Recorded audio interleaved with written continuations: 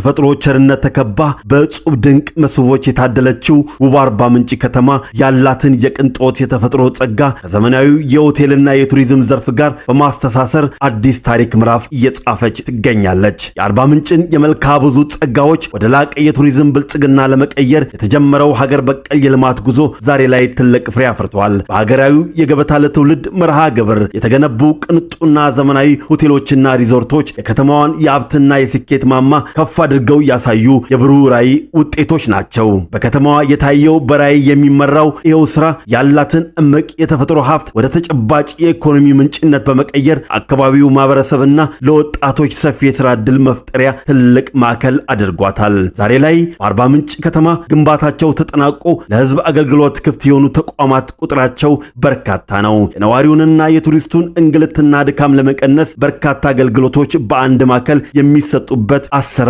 በከተማዋ ሰፍኗል። ከተማዋን ምቹ ለማድረግ የተጀመሩት በአንድ መሶብ አገልግሎቶች የቅልጥፍናና የትብብር ተምሳሌት ሆነዋል። ደረጃቸውን የጠበቁና ከጫፍ እስከ ጫፍ የተገነቡት ውብ የኮሪደር ልማት ስራዎች ከተማዋ እያስተናገደች ያለችውን ከፍተኛ የቱሪስት ፍሰት በብቃት መሸከም የሚያስችሉ ሰፋፊ የእግረኛና ተሽከርካሪ መንገዶችን አካተዋል። እነዚህ መንገዶች የአካባቢውን ባህል፣ ወግና ታሪክ የሚዘክሩ በውብ ቅርጻ ቅርጾችና ስክራፕቸሮችን ይዘዋል። ከፊስልም ከተማዋ የተፈጥሮ አቀማመጥና አረንጓዴ ውበት ጋር ተስማምተው ተዋህደዋል። አርባ ምንጭ አዲስ ራዕይ የተገነባባት ያለች ውብና ማራኪ የሰለጠነ ዓለም መገለጫ አስመስሏታል። በቅርቡ ተመርቆ ለአገልግሎት ክፍት የሆነው ዓለም አቀፍ ስታንዳርዱን የጠበቀው የገበታ ለትውልድ አካል የሆነው የአርባ ምንጭ ሪዞርትና ኮንፈረንስ ማዕከል ልዩ መለያው ተሽከርካሪ ሪዞርት መሆኑ ነው። ይህ እጅግ አስደናቂ ሪዞርት የጋሞ 42ቱን ደሬዎች መነሻ አድርጎ ወደ ሐይቁ 42 ሜትር ጥልቅ መሰረት የተጣለለትና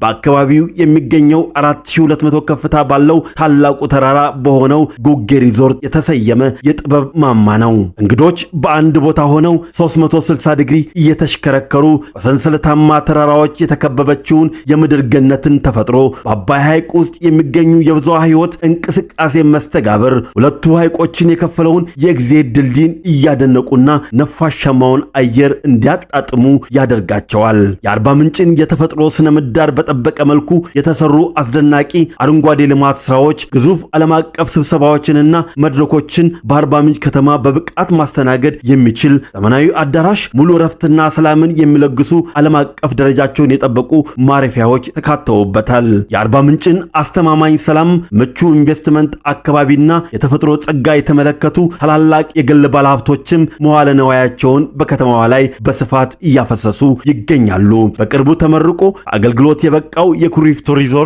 በኢትዮጵያ የሆቴል ቱሪዝም ዘርፍ የደረሰበትን የላቀ ደረጃ ማሳያ ነው። ከተፈጥሮ ጋር ተስማምቶ በተሰራው ጥበባዊ አወቃቀሩ ወደ ከተማዋ ለሚመጡ እንግዶች ሁሉ ለየት ያለ ለአካል ብቻ ሳይሆን የመንፈስም እርካታም ያድላል። በሌላ በኩል ግንባታው ተጠናቆ በቅርቡ ለአገልግሎት ክፍት የሚሆነው ለዊ ሪዞርት ነው። ለከተማዋ አዲስ ድምቀት፣ ውበትና ለየት ያለ ድባብ ይዞ እየመጣ ይገኛል። አርባ ምንጭ ዛሬ ላይ የምታሳየው ብርሃን እጅግ ተስፋ ሰጪና ማራኪ ነው። ከተማዋ ከተፈጥሮ ውበት መመልከቻነት ባለፈ ሰፊ ሀብት ወደ ማመንጨትና የሥራ ዕድሎችን ወደ መፍጠር የተሸጋገረችበት የልማት አውድማ ሆናለች። በአሁኑ ወቅት በአርባ ምንጭ የተጀመረውና የብዙዎች ምሳሌና የኢትዮጵያ የቱሪዝም ዋነኛ መዲና እንደምትሆን ፍንጭ የሰጠ ታላቅ ማሳያ ተደርጎ ይወሰዳል።